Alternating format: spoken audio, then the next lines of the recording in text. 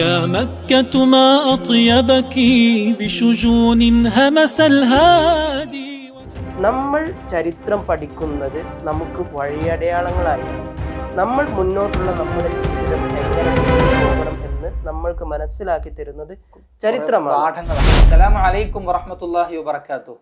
UAE Wafy alumni അസോസിയേഷന്റെ ആഭിമുഖ്യത്തിൽ പരിശുദ്ധമായ റബീഉൽ അവ്വൽ പ്രമാണിച്ച് നടത്തപ്പെടുന്ന ഇലൽ ഹബീബ് സീസൺ 2-ലാണ് നമ്മളുള്ളത്.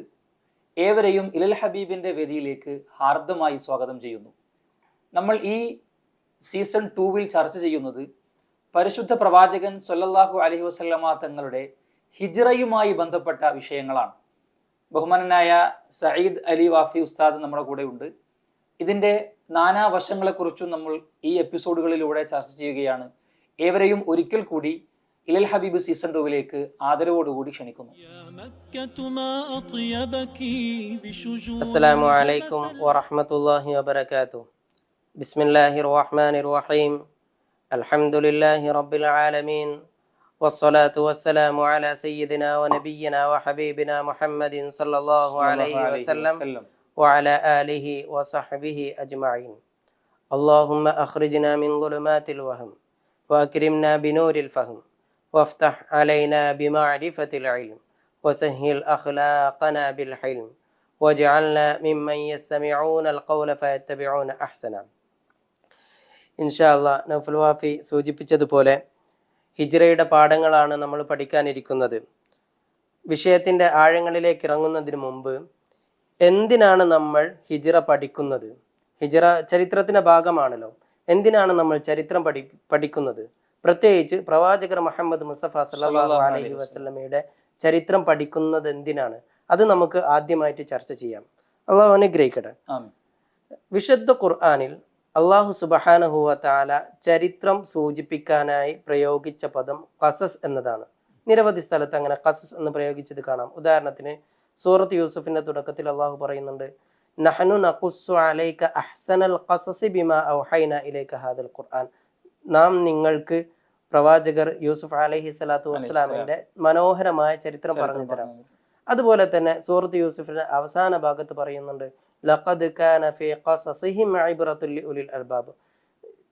യൂസുഫ് അലൈഹി സ്വലാത്തു വസ്സലാമിന്റെ ചരിത്രത്തിൽ ഒരുപാട് ഗുണപാഠങ്ങളുണ്ട്,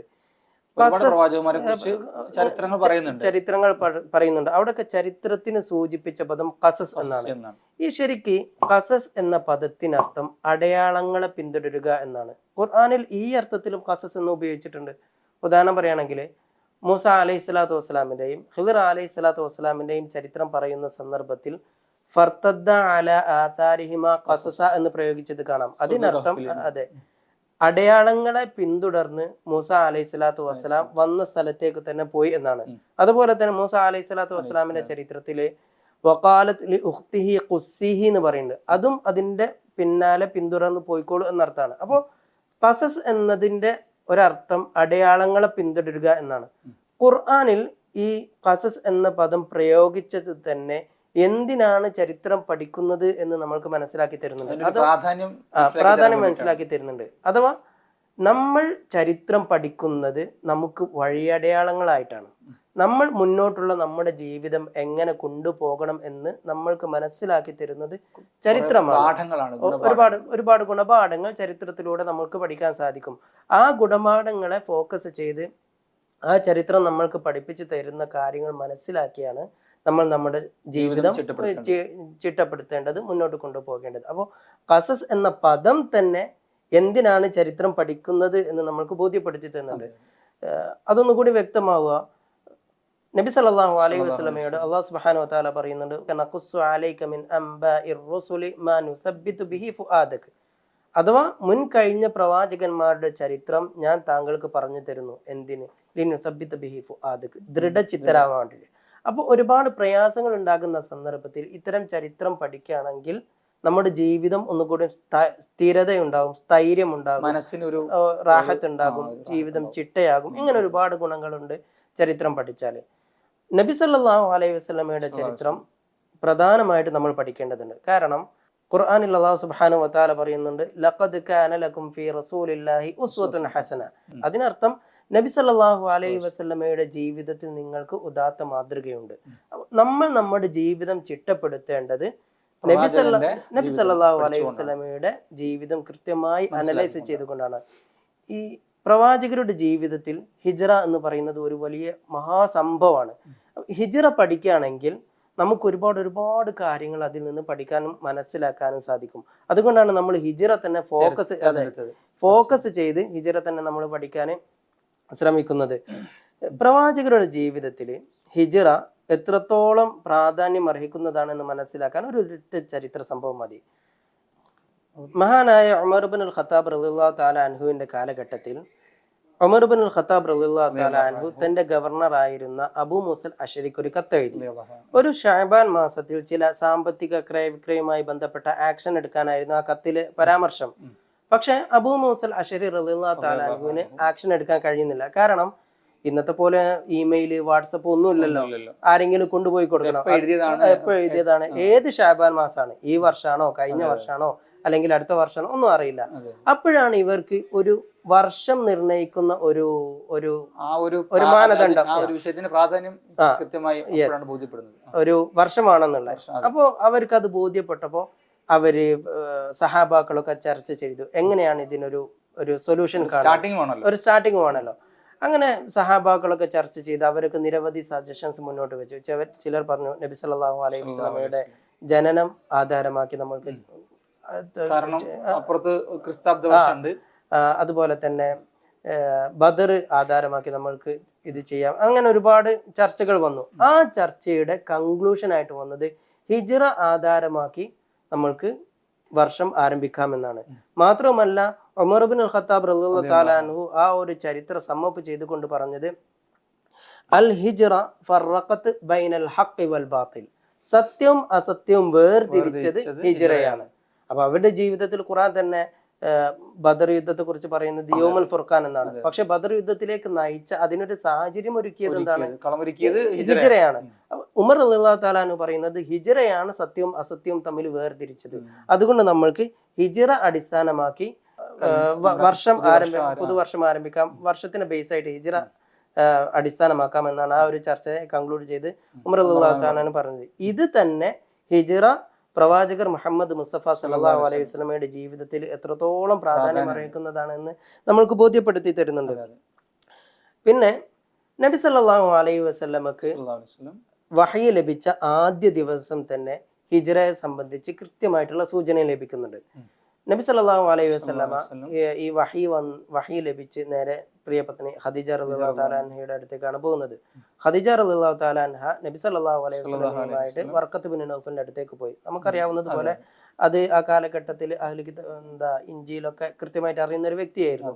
അദ്ദേഹത്തിന്റെ അടുത്ത് പോയപ്പോ അദ്ദേഹം നബി സല്ലല്ലാഹു അലൈഹി വസല്ലമയുടെ കാര്യങ്ങളൊക്കെ ചോദിച്ച് മനസ്സിലാക്കി. അദ്ദേഹത്തിന് അപ്പൊ കൃത്യമായിട്ട് മനസ്സിലായി ഇത് അള്ളാഹുവിന്റെ പക്കൽ നിന്നുള്ള വഹിയാണ് എന്ന്, വഹി ഇറങ്ങിയതാണെന്ന് മനസ്സിലായി. അപ്പോ വറഖത്ത് ബിൻ നൗഫൽ നബി സല്ലല്ലാഹു അലൈഹി വസല്ലമയോട് പറയുന്ന ഒരു വാചകമുണ്ട്. ഫഖാല വറഖ ഹാദ الناموس الذي انزل على موسى يا ليتني فيها جذعا اكون حيا حين يخرجك قومك. ഇത് മൂസ അലൈഹി സ്വലാത്തു വസ്സലാമിനെ മൂസ അലൈഹി സ്വലാത്തു വസ്സലാമിന്റെ അടുത്തേക്ക് വന്ന ആ മലക്ക് തന്നെയാണ്, അതോ വഹി തന്നെയാണ്. എന്നിട്ട് പറയുകയാണ് ഞാൻ ആരോഗ്യത്തോടെ ഉണ്ടായിരുന്നുവെങ്കിൽ താങ്കളുടെ സമൂഹം പുറത്താക്കുന്ന സന്ദർഭത്തിൽ ഞാൻ താങ്കളെ ഉണ്ടായിരുന്നെങ്കിൽ എന്ന് വറഖത്ത് ബിൻ നൗഫൽ പറയാണ്. അപ്പൊ നബി സല്ലല്ലാഹു അലൈഹി വസല്ലം അത്ഭുതത്തോടെ അറിയണ്ടേ. മാത്രമല്ല നബി സല്ലല്ലാഹു അലൈഹി വസല്ലം അപ്പോ അത്ഭുതത്തോടെ ചോദിക്കുന്നുണ്ട് അവ മുഖ്രിജിയഹും, എന്നെ അവർ പുറത്താക്കും എന്നാണ് പറയുന്നത്. കാരണം മക്കാരുടെ കണ്ണിലുണ്ണിയായി വളർന്നവരാണ് പ്രവാചകർ മുഹമ്മദ് മുസ്തഫ എല്ലാ അർത്ഥത്തിലും. അങ്ങനത്തെ പ്രവാചകരെ പുറത്താക്കുന്ന പറയുന്നത്. അപ്പൊ പ്രവാചകർ തന്നെ അത് ഉൾക്കൊള്ളാൻ കഴിയുന്നില്ല. പ്രവാചകർ അത്ഭുതത്തോട് ചോദിക്കുന്നത് അവ മുഖ്രിജിയഹും, എന്നെ അവർ പുറത്താക്കും എന്നാണോ താങ്കൾ പറയുന്നത്? അപ്പൊ വറഖത്ത് ബിൻ നൗഫൽ പറഞ്ഞു നഅം, അതെ, താങ്കൾ അവർ പുറത്താക്കും. എന്നിട്ട് അതിനൊരു കാരണവും പറഞ്ഞു കൊടുത്തു. ലം യഅതി റജുലുൻ ഖത്തു ബിമിത്ലി മാ ജിഅത ബിഹി ഇല്ലാ ഉദി, താങ്കൾ കൊണ്ടുവന്നതുപോലെയുള്ള ഈ ഒരു പ്രതിഭാസം, ഈ ഒരു വഹി, ഇതുമായിട്ട് ആരൊക്കെ വന്നിട്ടുണ്ടോ അവരൊക്കെ ശത്രുതക്ക് വിധേയരായിട്ടുണ്ട്, അവരൊക്കെ ജനങ്ങളുടെ ശത്രുതക്ക് വിധേയരായിട്ടുണ്ട്. എന്നിട്ട് പറയാണ് വഇൻ യുദ്രിക്നി യൗമുക അൻസുർക നസ്റൻ മുഅസ്റ, ആ ഒരു സന്ദർഭത്തിൽ താങ്കളുടെ സമുദായം പുറത്താക്കുന്ന ആ ഒരു സന്ദർഭത്തിൽ ഞാൻ ജീവിച്ചിരിക്കുകയാണെങ്കിൽ ഞാൻ എല്ലാ അർത്ഥത്തിലും താങ്കളെ സപ്പോർട്ട് ചെയ്യും, സഹായിക്കുമായിരുന്നു വറഖത്ത് ബിൻ നൗഫൽ നബി സല്ലല്ലാഹു അലൈഹി വസല്ലമയോട് പറയുന്നുണ്ട്. ഇതിൽ നിന്ന് നമ്മൾ മനസ്സിലാക്കേണ്ടത് ആദ്യ സന്ദർഭത്തിൽ തന്നെ നബി സല്ലല്ലാഹു അലൈഹി വസല്ലമക്ക് ഹിജ്റ കൃത്യമായിട്ട് സൂചന ലഭിക്കുന്നത്. കാരണം ഇതൊരു പ്രവാചകത്വത്തിന്റെ ഒരു ഭാഗമായിട്ടാണ് വരുന്നത്. ഖുർആനിൽ തന്നെ സൂറത്തുൽ ഇസ്രാ അതെ ചരിത്രത്തിന്റെ ഭാഗമാണ്. പ്രവാചകത്തിന് അനിവാര്യത എന്നല്ല, ഒരു പ്രവാചകന്മാരുടെ ചരിത്രത്തിന് ഒരു സാഹചര്യങ്ങളിലൂടെ കടന്നു പോയിട്ടുണ്ട്. മാത്രമല്ല ഖുർആൻ അത് വ്യക്തമായി സൂചിപ്പിക്കുന്നുണ്ട്.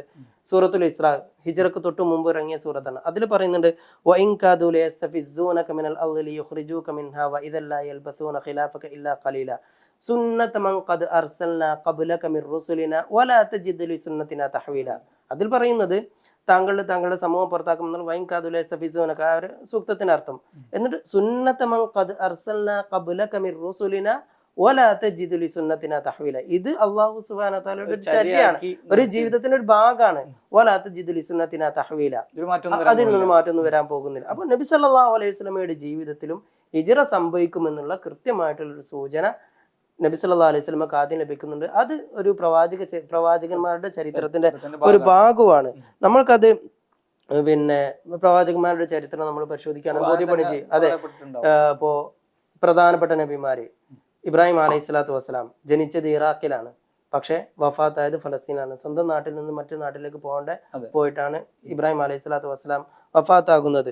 അതുപോലെ തന്നെ ലൂത്ത് അലൈഹി സ്വലാത്തു വസ്സലാമിനോട് അല്ലാഹു സുബ്ഹാനഹു വ തആല പറയുന്നത് ഫഅസ്രി ബിഅഹ്ലിക ബിഖത്ഇൻ മിനൽ ലൈലി വലാ യൽതഫിത് മിൻകും അഹദൻ ഇല്ല ഇംറാതക ഫഅസ്രി ബിഅഹ്ലിക ബിഖത്ഇൻ മിനൽ ലൈൽ.